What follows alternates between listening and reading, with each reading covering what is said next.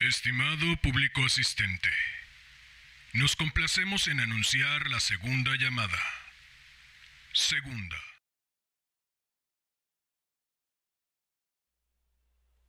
Hola, hola. Muy buenos días, tardes, noches, madrugadas. Quien quiera que sea que se encuentre al otro lado, atestiguando.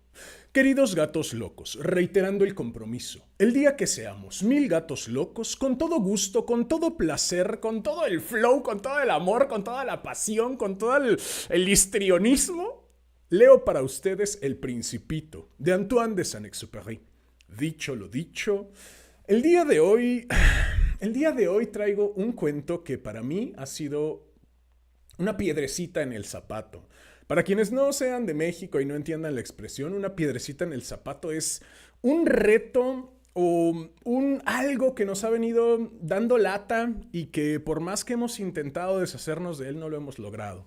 Este cuento para mí ha sido una piedrecita en el zapato, no porque sea un mal cuento, todo lo contrario, es porque es un muy buen cuento. Y cuando yo empecé esta aventura hace 3 años aproximadamente, quise, inocente de mí, quise leer este cuento y me di cuenta que no sabía cómo hacerlo. Un año más tarde, es decir, hace unos 2 años, volví a intentarlo. Hice el 75%, es decir, 3/4 de la grabación más o menos, y me tuve que rendir. Me tuve que rendir porque dije, esto va a ser necesaria demasiada edición, va a quedar mal, en fin, que volví a tirar la toalla. Y esta es la tercera ocasión en que lo voy a intentar, no obstante, bueno, en esta ocasión lo voy a intentar en vivo y si fracaso, pues quedará grabado para la posteridad. Muy divertido. La razón por la cual me es tan complicado este cuento es porque eh, el autor pasa completamente de largo de cualquier clase de uso de comas. Y eso, para quienes hayan estado en la sesión de los martes, saben que eso hace que los párrafos sean infinitamente largos y por lo tanto sean muy difíciles de leer, muy difíciles pues de tener la respiración, el aliento suficiente para leerlos de corrido. Ante esto hay dos posibilidades. Una, mejoras tu aliento y alcanzas los párrafos, que en este caso son imposibles de alcanzar. Y la otra, aprendes a través de muchas lecturas, aprendes a realizar las pausas en los momentos en los que es necesario, a pesar de que no estén ahí las comas. Y bueno, pues creo que 3 años de trabajo han sido más que suficientes para llegar al punto, a lo mejor me estoy jactando, pero creo que 3 años de trabajo han sido suficientes para llegar al punto en donde creo yo que puedo compartir este cuento, que de verdad, si ustedes lo vieran, es el cuento con menos comas que he visto en mi vida. Le gana a Julio Cortázar y miren que Julio Cortázar solía desaparecer comas a voluntad. En fin. Eh, no obstante, hay un mérito muy grande, muy, muy, muy, muy grande en este cuento y también por eso lo quiero compartir. Y para hablarles de ese mérito es necesario hablarles del autor. Tennessee Williams fue un autor estadounidense, escritor en toda su extensión, fue poeta, fue dramaturgo, fue novelista, fue cuentista y destacó sobre todo en el ámbito de la dramaturgia. Es considerado uno de los más grandes dramaturgos de su siglo y estadounidense. Muchas de sus obras fueron llevadas al cine. La más conocida, Un tranvía llamado Deseo, protagonizada nada más y nada menos que por el grandísimo Marlon Brando. Quien no sepa quién es Marlon Brando, si acaso han visto alguna vez, aunque sea un meme sobre el padrino, ese señor de bigote que sale acariciando a un gato, el grandísimo Vito Corleone, es interpretado por el grandísimo Marlon Brando. Entonces, nada más para que se den una idea de por dónde andamos. Eh, el mérito de este cuento, bueno, a ver, para platicarles un poquito acerca del autor, Tennessee Williams nace en 1911 y a los 7 años se contagia de difteria. La difteria es una enfermedad que suele postrar a sus enfermos y él queda postrado por 2 años, casi incapaz de hacer absolutamente nada. Y su madre, no deseando que Tennessee Williams desperdiciara su tiempo,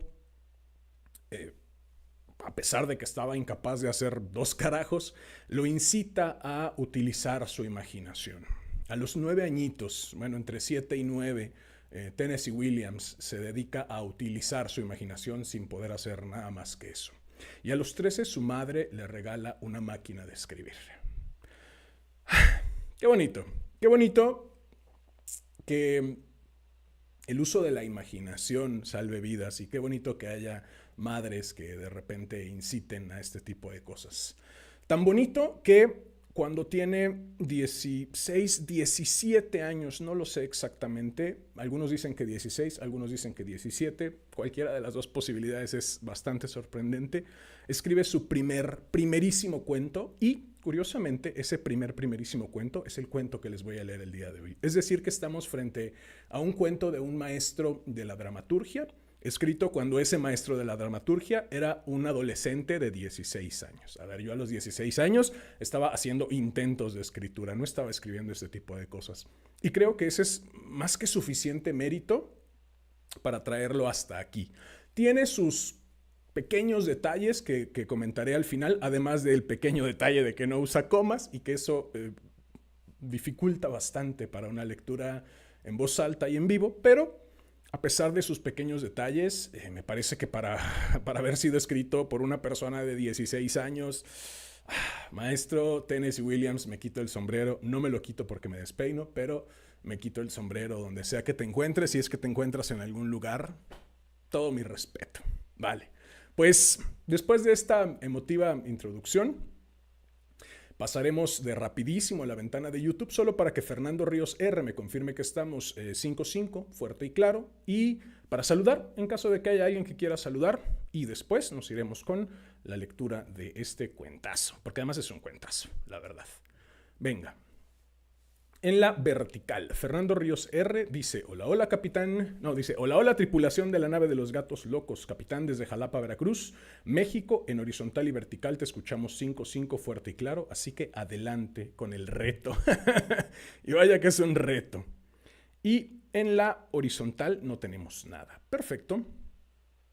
Pues, si todo 5-5, fuerte y claro en horizontal y vertical, vámonos con este cuento que, como ya es costumbre, dedico a mi madre por leerme cuando era niño, a mi padre por regalarme aquella radiocasetera, al niño que fui por combatir el aburrimiento con tanta creatividad, al hombre que soy por tomar este sueño entre las manos y trabajar para tornarlo realidad. De manera especial, muy especial, a los 540 gatos locos que somos ya, 541 con el capitán y, por último, no por ello menos importante, a ti, quien quiera que seas y desde donde sea que me estés atestiguando. Ha llegado la hora de correr el telón y de que empiece la función.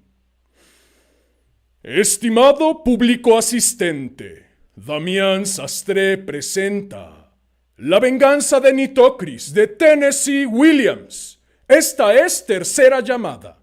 Tercera. Comenzamos.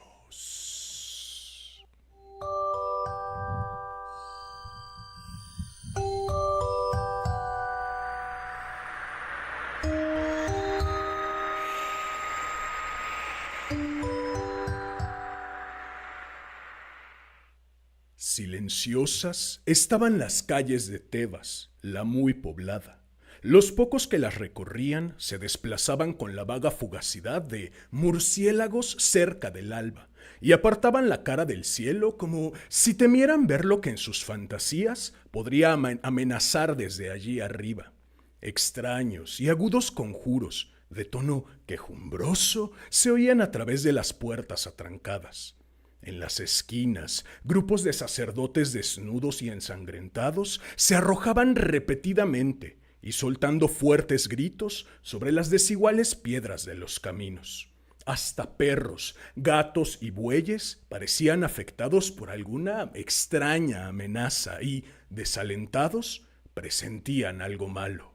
Se encogían, malparían. Toda Tebas estaba aterrorizada y sin duda había motivo para su miedo y sus lamentosos gemidos. Se había cometido un sacrilegio espantoso. En todos los anales de Egipto no existía registro de algo tan monstruoso. Hacía 5 días que no se encendían los fuegos del altar del dios de dioses, Osiris. Los sacerdotes consideraban que era una grave ofensa permitir, aunque solo fuera un momento, que los altares del dios estuvieran a oscuras. Se sabía que años enteros de escasez y hambruna serían resultado de semejante ofensa, pero ahora los fuegos de los altares se habían extinguido a propósito y llevaban extinguidos 5 días. Era un sacrilegio que no tenía nombre. De hora en hora se esperaba el acontecimiento de alguna tremenda calamidad.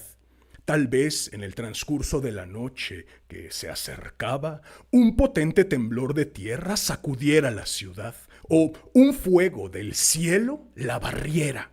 Una plaga espantosa se abatiría sobre ellos, o un monstruo del desierto, donde se contaba que moraban monstruos enfurecidos y horrorosos, se les echaría encima, y el propio Osiris se alzaría, como anteriormente había hecho, y devoraría todo Egipto con su furia.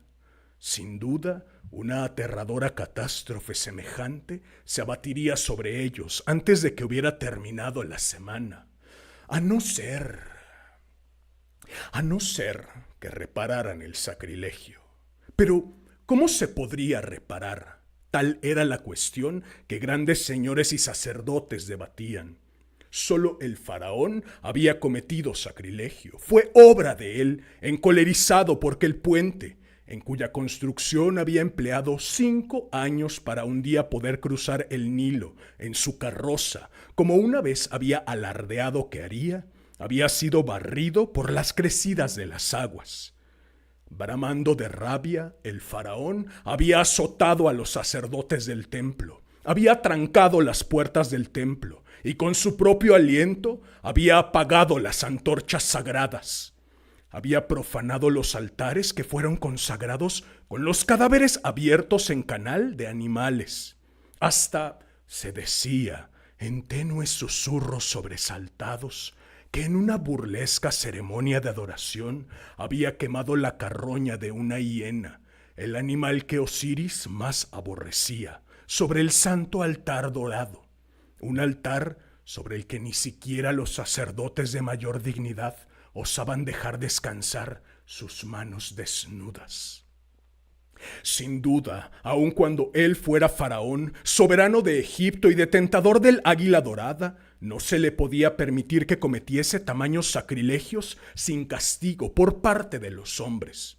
El dios Osiris esperaba que le infligieran ese castigo, y si dejaban de hacerlo, sobre ellos caería un castigo de los cielos. De pie, ante la aterrorizada asamblea de nobles, el gran Ka Semblor hizo un gesto con las manos. Se alzó un grito de los que miraban. Se había dictado sentencia de muerte como condena para el faraón. Las pesadas puertas atrancadas se abrieron lentamente. La multitud salió y al cabo de una hora un grupo bien organizado recorría las calles de Tebas, camino del palacio del faraón. La justicia de la multitud se iba a llevar a cabo. En el interior de los pórticos resplandecientes del palacio, el faraón, soberano de todo Egipto, observaba con cejas enarcadas el ordenado pero amenazador acercarse de la multitud. Adivinaba su propósito, pero ¿acaso no era él su faraón? Él era capaz de competir con los dioses. ¿Cómo iba a temer a unos meros perros humanos? Una mujer se agarraba a su rígido brazo. Era alta y tan majestuosamente hermosa como él. Una túnica de lino, tan doradamente brillante como el sol, envolvía su cuerpo estrechamente, y había adornos de azabache alrededor de su cuello y su frente. Era la bella y muy amada Nictoris, la hermana del faraón. «Hermano, hermano», exclamó, «enciende los fuegos, apacigua a los perros. Vienen a matarte». Solo más firmeza hizo presente en la mirada del faraón. Apartó a un lado a su implorante hermana e hizo señas a sus servidores. «¡Abrid las puertas!». Sobresaltados, temblorosos, los hombres obedecieron. El arrogante señor de Egipto desenvainó su espada, hendió el aire con un mandoble que hubiera partido en dos una piedra. Se plantó en los empinados escalones que, entre elevados pilares policromos, llevaban a las puertas del palacio. El pueblo le vio. De sus labios se alzó un bramido. «¡Enciende las llamas!». La efigie del faraón se mantuvo inflexible, como una roca. Soberbiamente alto y musculoso, con los brazos y piernas descubiertos, resplandeciendo como cobre bruñido a la luz del brillante sol, con el cuerpo erguido y tenso en actitud de desafío, parecía sin duda un mortal casi capaz de desafiar a los dioses. La multitud, encabezada por nobles y sacerdotes de negra vestidura, que había llegado a los pies de los escalones, retrocedió ante el desafío imponente y magnífico de su gran gobernante. Se sentían como demonios que habían asaltado los cielos y habían quedado desconcertados y llenos de vergüenza ante la mera visión de lo que habían asaltado. Sobre ellos se impuso el silencio. Sus brazos, levantados, descendieron. Un momento más y hubieran caído de rodillas. Lo que pasó después no pareció menos que un milagro. En su triunfo y exultación, el faraón había olvidado los bordes desmenuzados de los escalones. Antiguos de siglos, había partes de esos escalones que se hundían. A una de esas partes había descendido el pie con sandalia dorada del faraón, y el escalón no fue lo bastante fuerte para soportar su enorme peso. Con ruido de barreno se rompió. Un grito de asombro salió de la multitud. El faraón iba a caer. Vacilaba, se tambaleaba en el aire, esforzándose por conservar el equilibrio. Parecía como si luchara cuerpo a cuerpo con una serpiente monstruosa, invisible, enroscada en torno a su resplandeciente cuerpo. Un grito ronco salió despedido de sus labios. Cayó su espada y luego su cuerpo se derrumbó con ruido sordo, con una serie de tremendos saltos mortales, y aterrizó despatarrado a los pies de la multitud boquiabierta. Por un momento hubo un intenso silencio y luego llegó el grito de un sacerdote. ¡Una señal de Dios! Aquel vibrante grito pareció devolver a la multitud toda su rabia de lobos. Se echó hacia adelante. El cuerpo que se debatía del faraón fue levantado y hecho trizas por sus manos y sus armas. Así fue vengado el dios Osiris. Una semana después, otra gran asamblea de personas se presentó ante el palacio de brillantes pilares. Esta vez se encontraban allí para saludar a un nuevo gobernante, no para asesinarlo. La semana anterior habían destronado al faraón y ahora proclamaban emperatriz a su hermana. Los sacerdotes habían declarado que era voluntad de los dioses que le sucediera a su hermana. Esta era reconocidamente hermosa, devota y discreta. El pueblo no se mostró reacio a aceptarla. Cuando la mujer se acercaba bajando los escalones del palacio, en su espléndido palanquín, después de que la alambicada ceremonia de coronación hubiera concluido, correspondió a los vítores de la multitud con una sonrisa que no podría haber parecido más amistosa y amable. Nadie sería capaz de saber, por aquella sonrisa de sus labios con carmín, lo que dentro de su corazón estaba pensando. Estos son los que mataron a mi hermano. Ah, Dios Isis, concédeme el poder de vengar su muerte en ellos. No mucho después de que la piadosa Nictoris accediese al dorado trono de Egipto, se susurraban rumores de que una vasta y misteriosa empresa se estaba llevando a cabo en secreto. Se había apreciado la presencia de gran número de esclavos a los que cada amanecer se embarcaba en gabarras y se llevaba río abajo hasta un punto desconocido, donde trabajaban a lo largo del día, regresando después de anochecer.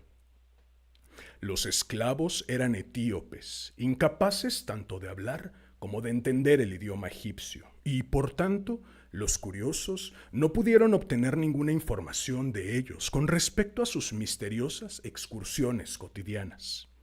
La opinión general, con todo, era que la devota reina estaba haciendo construir un gran templo a los dioses y que cuando estuviese terminado se celebrarían enormes banquetes públicos en su interior antes de su consagración. La reina trataba de que fuera un regalo sorpresa para los sacerdotes, que siempre estaban deseosos de nuevos lugares de adoración y estaban insatisfechos con sus viejos altares que decían habían sido mancillados. Durante todo el invierno, los esclavos repitieron diariamente sus excursiones. La navegación de cualquier tipo por la parte baja del río quedaba restringida durante varios kilómetros a 35 metros de una de las orillas. Cualquier embarcación a la que se encontraba violando esa restricción era atacada por una galera de hombres armados y obligada a volver a los límites establecidos. Lo único que se podía saber era que estaba en construcción un templo prodigioso o un edificio de algún tipo. Fue a finales de primavera cuando los viajes de los trabajadores por fin se interrumpieron. Se levantaron las restricciones sobre la navegación fluvial. Los hombres que fueron impacientes a examinar la construcción misteriosa volvieron con historias de un templo nuevo y magnífico, rodeado de un ubérrimo verdor tropical, situado cerca de la orilla del río. Era un templo al dios Osiris. La reina lo había hecho construir probablemente porque quería reparar en lo posible el sacrilegio de su hermano y librarle de alguno de los castigos que sin duda padecía. Sería consagrado dentro de un mes con un gran banquete. Todos los nobles y los altos sacerdotes de Osiris, de los que había un número tremendo, iban a ser invitados. Jamás se habían mostrado más pródigos los complacidos sacerdotes en sus alabanzas a la reina Nictoris. Cuando ésta recorría las calles en su palanquín descubierto, cegando ojos con el brillo de sus ornamentos dorados, las exclamaciones de la gente casi eran frenéticas al ensalzarla. De conformidad con las predicciones de los chismosos, antes de que hubiera terminado el mes el banquete, había sido anunciado formalmente, y a toda la nobleza y los sacerdotes de Osiris se les había distribuido invitaciones para asistir. El día de la consagración, que iba a ser seguido por la noche del banquete, hubo una fiesta de gala. A mediodía, los invitados de la emperatriz formaron una animada comitiva a la orilla del río. Barcazas, vistosamente engalanadas, flotaban en los amarraderos a la espera de que se completaran los preparativos para el traslado de los invitados hasta el templo. Todo se prometía a un día festivo de gran diversión, y los lascivos epicúreos imaginaban un delicioso banquete con abundantes carnes, frutas, manjares exquisitos y otros excesos menos inocentes. Cuando llegó la reina, en sus oídos resonó un clamor de gritos. Ella correspondió con sonrisas encantadoras y graciosas inclinaciones. El observador más perspicaz no habría apreciado nada, a no ser la mayor cordialidad y bondad reflejadas en su porte hacia los que tenía alrededor. Ningún fugaz movimiento, Ninguna expresión de su adorable rostro habría hecho sospechar nada, excepto una absoluta afectuosidad en sus sentimientos o sus intenciones. Las ratas, cuando seguían al flautista de Hamelin por las calles, extasiadas por las notas de su flauta mágica, no habrían sido menos aprensivas con respecto al gran peligro que se cernía sobre ellas de lo que mostraban los invitados de la emperatriz cuando las seguían en las barcazas, vistosamente engalanadas, cantando y riendo aguas abajo de un Nilo arrebolado por el sol. Las descripciones más gráficas de quienes ya habían visto el templo no prepararon a los demás para el espectáculo de belleza y suntuosidad que éste ofrecía. Voces entrecortadas de asombro salieron de los sacerdotes. ¡Qué lugar en el que celebrar sus ceremonias! Empezaron a considerar que el sacrilegio de la mujer del faraón, después de todo, no debería lamentarse tanto, dado que era el responsable de la construcción de aquel nuevo y glorioso templo. Las columnas eran imponentes y estaban pintadas con el mayor arte. El propio templo era proporcionadamente amplio. Su parte central estaba sin techar. Encima de la entrada estaban cincelados los diversos símbolos del dios Osiris, con una destreza esplendorosa. El edificio era inmensamente grande y ante el fondo del verde follaje ofrecía una imagen de una belleza que casi dejaba sin respiración. Sirvientes etíopes se mantenían de pie a cada lado de la puerta, sus brillantes cuerpos negros, adornados con cintas de brillante oro.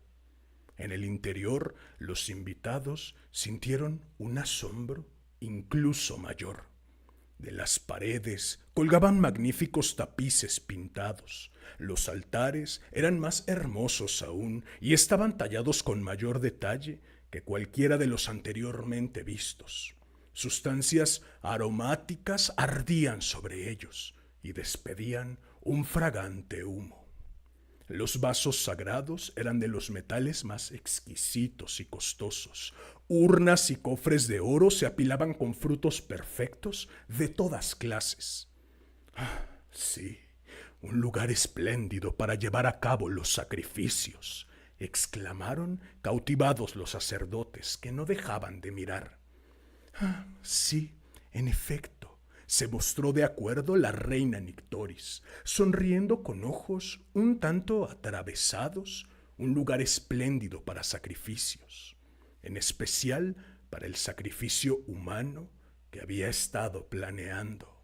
Pero todos los que observaron aquella engañosa sonrisa la interpretaron como de agrado ante el placer que su creación, en honor de su dios común, había proporcionado a los sacerdotes de Osiris, y ninguna sombra de presagio se cernía sobre el corazón de los gozosos invitados. La ceremonia de consagración ocupó la tarde entera, y cuando alcanzó su impresionante conclusión, la numerosa asamblea, con los órganos olfativos temblorosos debido al apetitoso olor de las carnes asadas, estaba completamente entregada e impaciente por el banquete que le aguardaba. Miraron en torno suyo, fijándose que el edificio entero se componía de un anfiteatro de una pieza y preguntándose dónde podría estar la estancia del banquete. Sin embargo, cuando se completó el canto procesional definitivo, la reina llamó a varios fornidos sirvientes y, por medio de unas anillas de hierro sujetas al borde del otro extremo, levantaron una parte del suelo, revelando a los atónitos invitados el hecho de que la escena del banquete iba a ser en una inmensa cripta subterránea. Tales criptas eran indudablemente poco corrientes entre los egipcios. La idea de un banquete dentro de una de ellas era nueva y atractiva. Exclamaciones de emoción salieron de la ansiosa y excitada multitud que se apresuró hacia adelante para contemplar las profundidades, ya brillantemente iluminadas. Debajo de ellos vieron una sala de un tamaño tan enorme como el anfiteatro en el que habían estado. Estaba llena de mesas para el banquete, sobre las que habían servido los alimentos más deliciosos y abundantes, y contables vinos espumosos que saciarían a los asistentes a un banquete del propio Baco. Alfombras suntuosas y espesas cubrían los suelos. Entre las mesas pasaban doncellas semejantes a ninfas, y en un extremo de la sala, arpistas y cantantes de pie interpretaban una música sublime.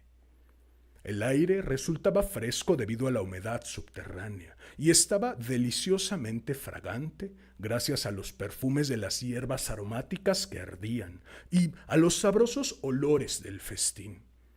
Si hubiera sido el propio cielo lo que la multitud de invitados de la reina contemplara allí abajo, no habría considerado decepcionante la visión.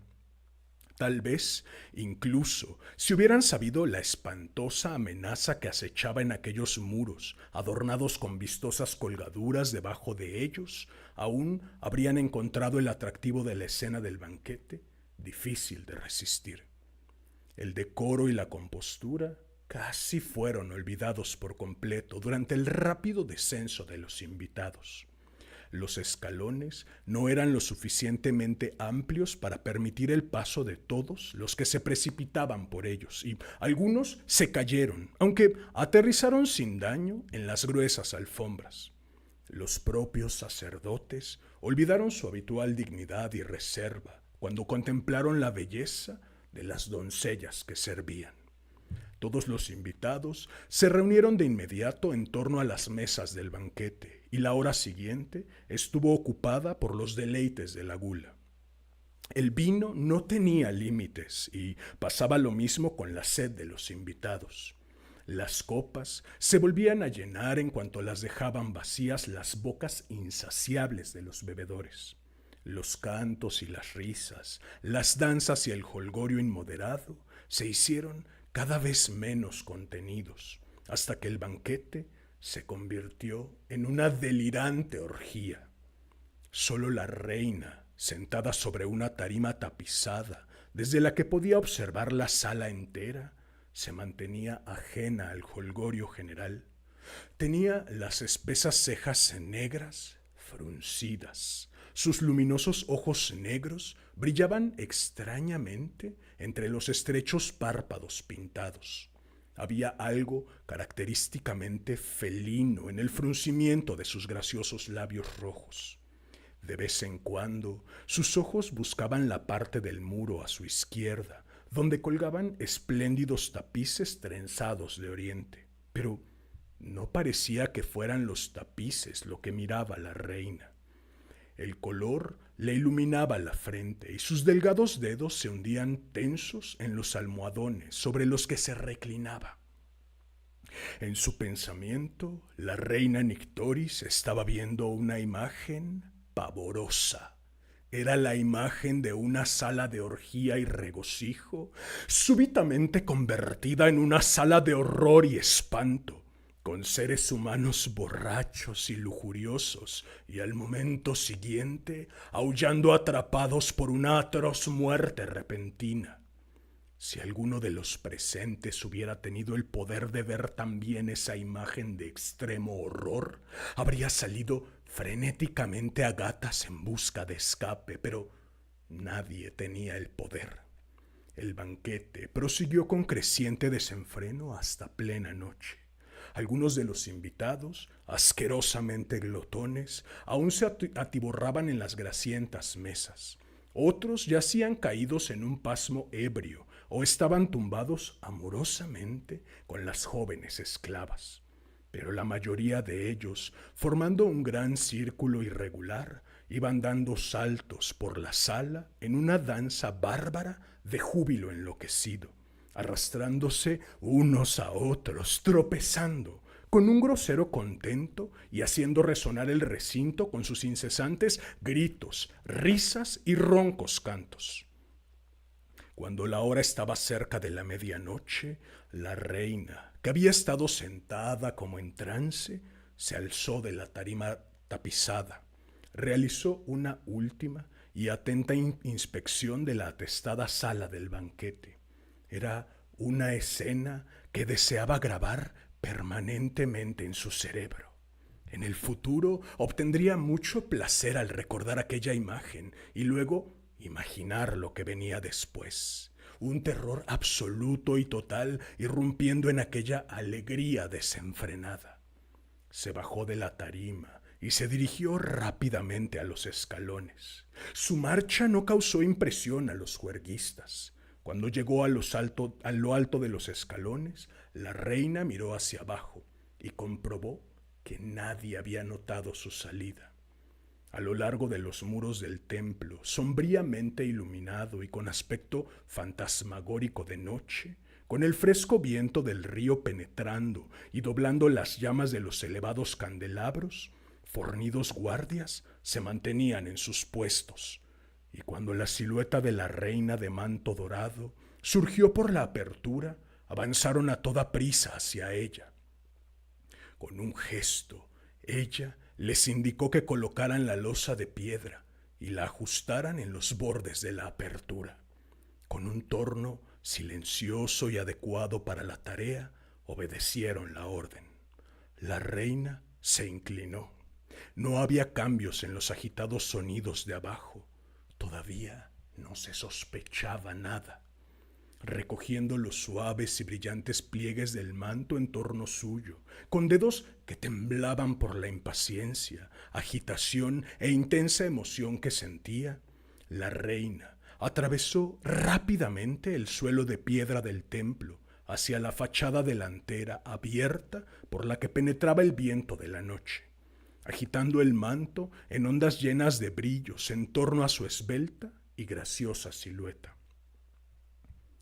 Los esclavos la siguieron en una fila silenciosa, perfectamente conscientes del acto monstruoso que se iba a llevar a cabo y sin mostrarse reacios a desempeñar su papel.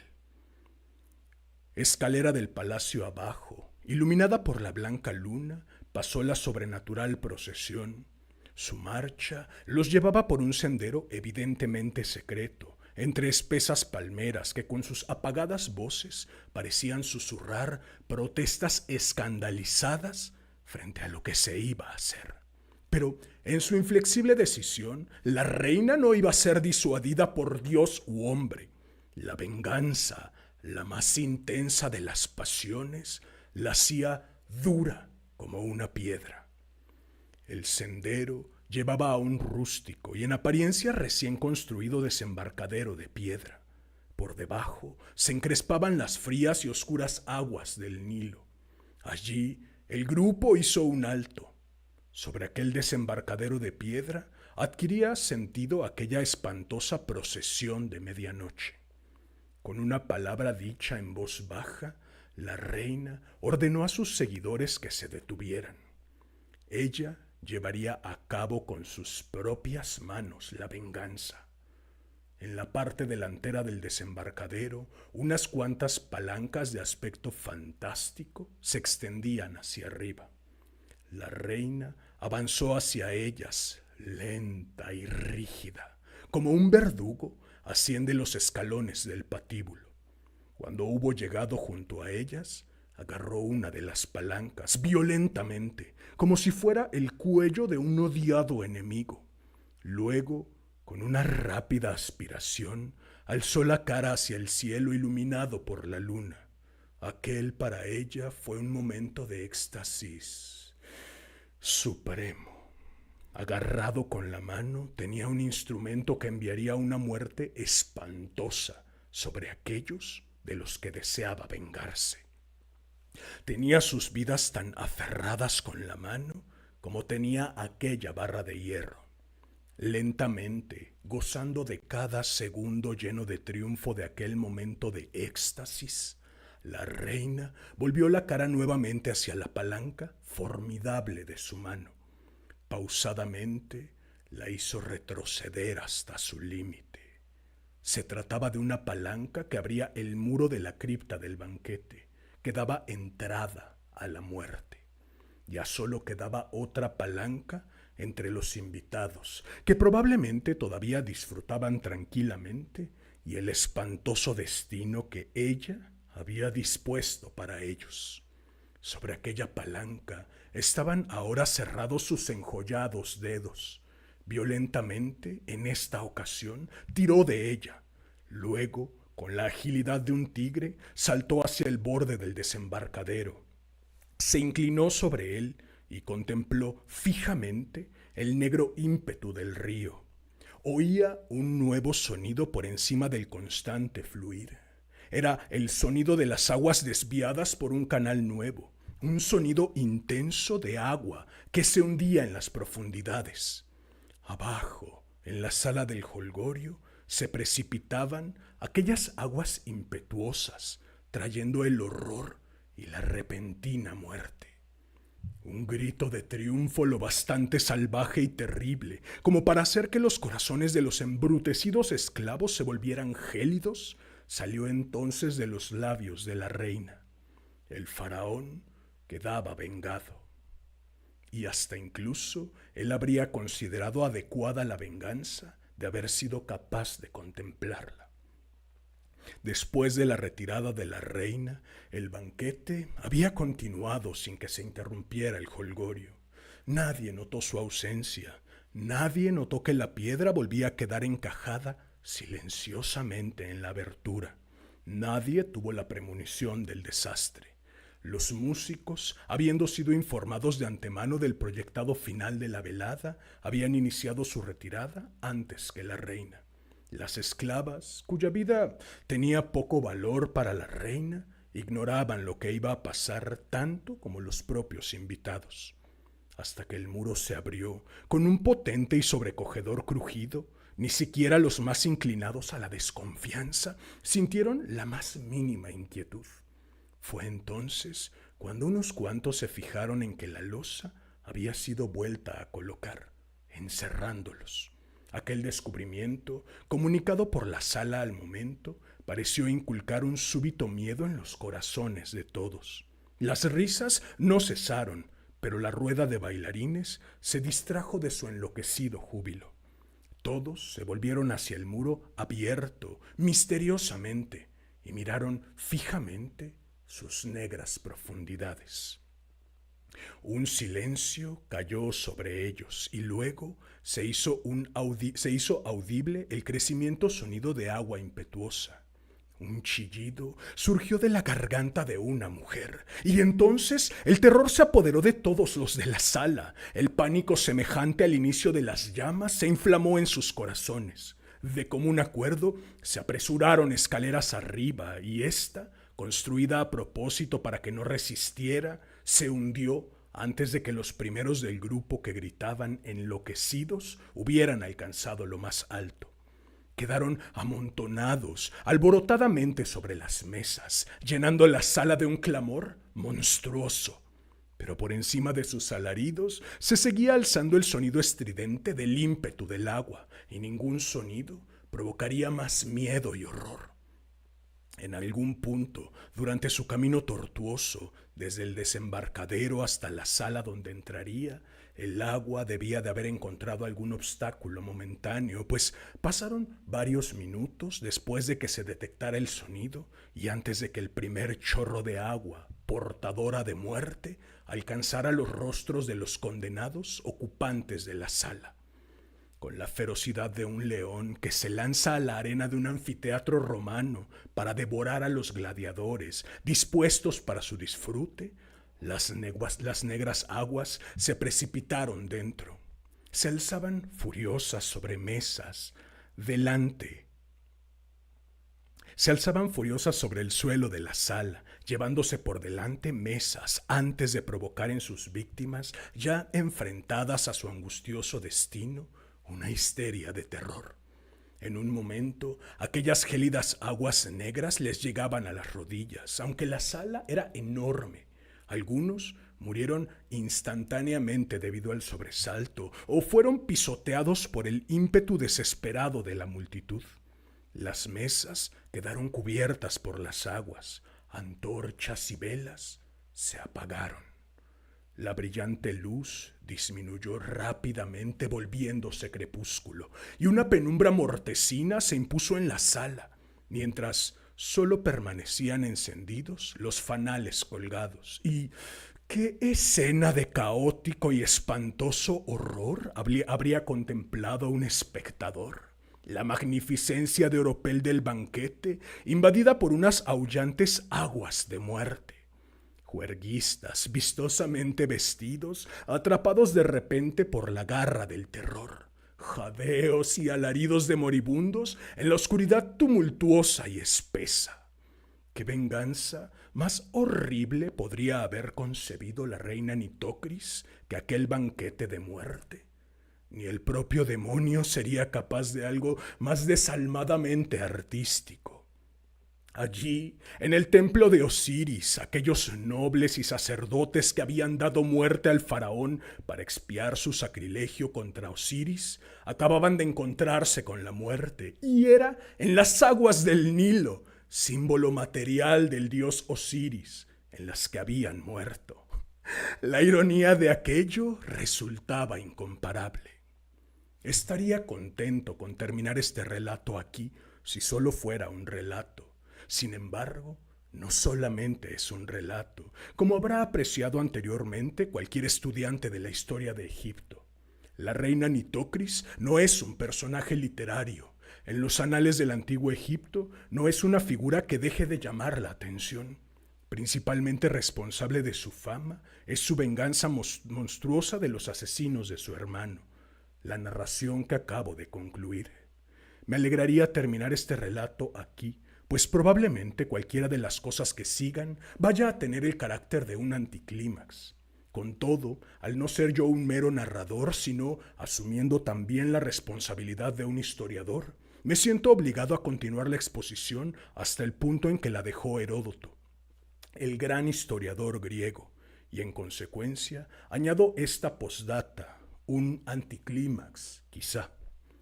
La mañana del día siguiente a la matanza del templo, como los invitados de la reina no habían vuelto, los ciudadanos de Tebas empezaron a albergar oscuras sospechas.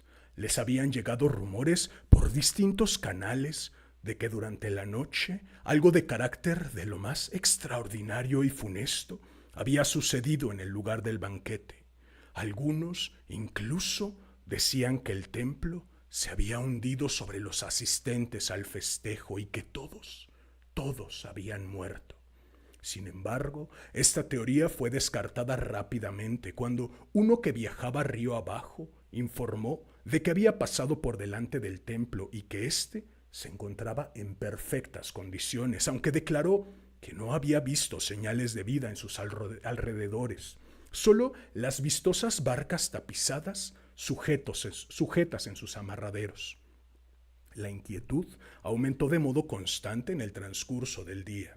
Algunos más sagaces recordaron la gran devoción de la reina hacia su hermano muerto e hicieron notar que casi todos los invitados al banquete de la noche pasada eran quienes habían participado en el asesinato del faraón. Cuando por la tarde la reina llegó a la ciudad, pálida, callada y evidentemente nerviosa, multitudes amenazadoras bloquearon el paso de su carruaje, exigiendo bruscamente una explicación de la desaparición de sus invitados. Ella los desdeñó altaneramente e incitó hacia adelante a los caballos de su carruaje, apartando a un lado a la apretada masa de gente. Ella sabía perfectamente, con todo, que su vida estaba condenada en cuanto la gente confirmara sus sospechas. Decidió encarar su inevitable muerte de un modo que correspondiera a su categoría y no en manos de la sucia multitud. Así pues, en cuanto hizo su entrada en el palacio, ordenó a sus esclavos que llenaran de inmediato sus aposentos privados de cenizas ardientes y humeantes. Cuando se hubo hecho esto, fue a su habitación, entró, cerró la puerta y la aseguró, y luego se dejó caer en el centro de la habitación. En breve tiempo, el ardiente calor y los espesos humos asfixiantes hicieron presa de ella. Solo su hermoso cuerpo muerto permaneció para que pasara a manos de la multitud.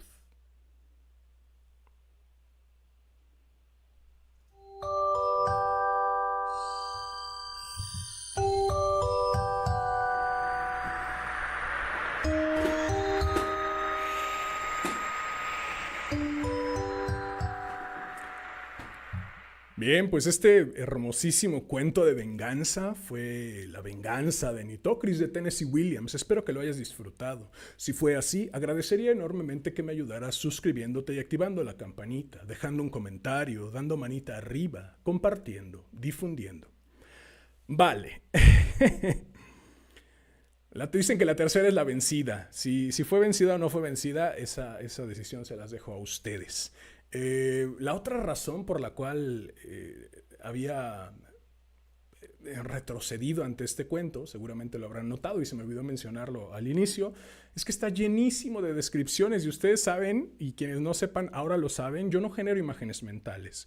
Entonces, cuando un texto tiene descripciones, yo me muero. y bueno, pues nada.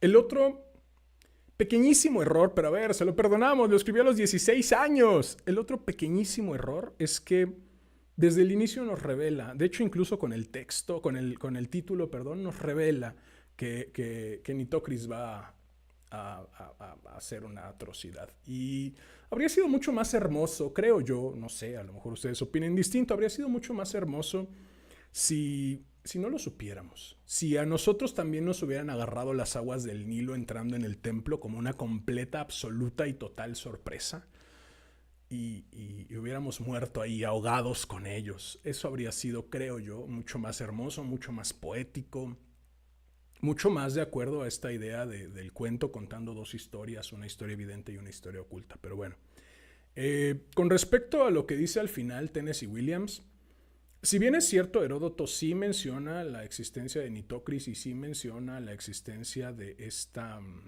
venganza, los historiadores, digamos, más recientes, no están del todo seguros de que haya existido esta venganza. No existe en realidad registro de ninguna Nitocris.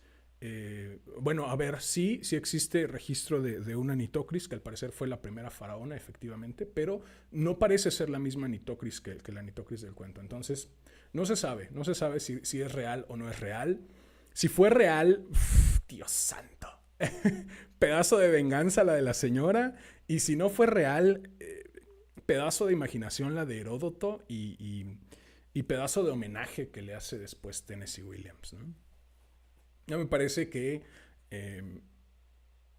es entre, diría tragedia griega, pero pues es egipcia, no es griega, pero tiene tintes muy tintes de tragedia griega, tiene ahí todo un rollo muy... Pues a ver, Tennessee Williams era dramaturgo y de hecho su mayor reconocimiento... Ah, se me olvidó mencionar, ganó 2 Pulitzer. Uno fue a un tranvía llamado Deseo y otro fue a no recuerdo qué otra obra de teatro. Entonces, el señor era muy teatral. Por eso hice la narración tan teatral. Más teatral de lo normal. No sé, a mí me encanta el trabajo que hace Tennessee Williams con este cuento. Y en el momento en que me enteré que lo había escrito a los 16, dije, guau, no puede ser, no puede ser. A ver, no es aparentemente tan asombroso como, no sé, el hecho de que Jorge Luis Borges haya aprendido a leer y escribir a los 4 años, pero... Este pedazo de cuento a los 16 años, ya hubiera querido yo escribir este cuentazo a los 16 años, ¿no? Aún con todo lo que le echo en cara.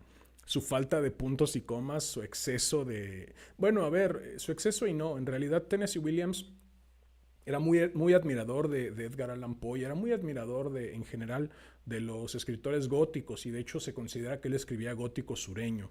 ¿Qué significa eso? No tengo idea, pero bueno. Entonces, parte del gótico era pues esta parte muy llena y rellena de imágenes y de descripciones, ¿no? Bueno, a ver, aún con todo lo que le pueda reprochar, ya me hubiera gustado a mí escribir un pedazo de cuento como este a los 16 años. En fin, nada, eso. Pasamos a las ventanas de YouTube, por si alguien quiere comentar algo. Se abre diálogo, pues, y pues nada, terminemos hablando de, yo qué sé, de si los egipcios ocuparon o no ocuparon extraterrestres para construir las pirámides, por ejemplo.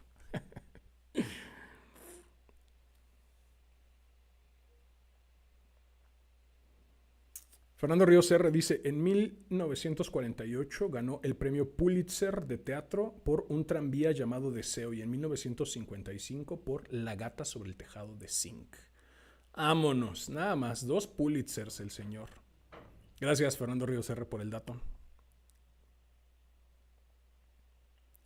Vale, pues en la vertical, además de ese bello aporte por parte de Fernando Ríos R., no tenemos nada y en la horizontal tampoco. Una lástima y una pena. Ni modo, no pasa nada. No pasa nada más allá de que me ponga un poco triste, pero fuera de eso, no pasa nada. Pues, listo. Ya. Si no hay diálogo, no hay diálogo. Dejamos abierto unos minutitos, a ver si alguien quiere, bueno, unos segunditos más bien, a ver si alguien quiere opinar algo. Lo que sea, ninguna opinión aquí es mala. Ningún comentario aquí es inadecuado. Bueno, a ver, obviamente hay comentarios inadecuados, pero ustedes me entienden. Que se pueden sentir en libertad de decir lo que sea que les esté cruzando por su corazoncito. Si nada les cruza por su corazoncito, pues vámonos. Ya de por sí, la lectura fue un poco extensa. Un poquito. Una cosita de nada. Sandro Hernández. Solo paso a saludar, no se ponga triste. Gracias por pasar a saludar, Sandro Hernández. Sí me pongo triste, claro que sí me pongo triste. Me pongo triste porque yo no sé qué le pasa a YouTube, que cada vez siento que me penaliza más. Ahora viene mi catarsis. Han bajado un montón los suscriptores, han bajado un montón las vistas, han bajado un montón los usuarios simultáneos. No sé la verdad que le hice a YouTube, ya no me quiere. Ni modo, aquí seguiremos mientras haya el gusto, la pasión y mientras yo siga aprendiendo y creciendo y mejorando. A ver. Hace 3 años no podía con este cuento. Hace 2 años tampoco. Ahora lo dejo a decisión de ustedes. ¿Pude o no pude? Lo dejo a decisión de ustedes. Vale, pues nada. Vámonos entonces. ¿Qué será? Si a ti como a mí te gustan los relatos de venganza, a mí me encantan. Si a ti como a mí te gustan los relatos de venganza y además te gusta la teatralidad en las lecturas, si deseas hacerme saber tu opinión acerca de esta nave de los gatos locos, si deseas estar al tanto del contenido que publico o si deseas sugerir un cuento o una pluma nueva para cualquiera de las secciones de esta hermosa, sensual y exquisita nave de los gatos locos, puedes buscarme en Facebook como Damián Sastre, mi perfil personal, en YouTube como Damián Sastre Presenta, Casi Diario de un Loco y Damián Sastre Presenta, La nave de los gatos locos. En mi Instagram, @Casi Diario de un Loco. Ahora también en TikTok como Damián Sastre Presenta, y en la página homónima de Facebook, donde iré congregando todo lo concerniente a esta nave de los gatos locos y sus múltiples aventuras. Las ya emprendidas y las que se están por emprender. Si llegaste hasta aquí, agradezco inconmensurablemente tu valiosísimo tiempo. Fernando Ríos R. dice, te está poniendo a prueba para saber con cuánta resiliencia cuentas. Bastante, no te creas, ¿eh? He pasado por tragos mucho más amargos en mi vida. Yo creo que YouTube me odia en realidad, pero está bien. Si crees que es un acto si crees que es una prueba de resiliencia, esperemos que así sea y que las cosas se enderecen pronto. Si llegaste hasta aquí, a pesar de que YouTube me odie, agradezco inconmensurablemente tu valiosísimo tiempo. Recibe un enormísimo abrazo. Ten una excelentísima vida y hasta la próxima. Muy bien, Pacho, muy bien. Finalizar transmisión.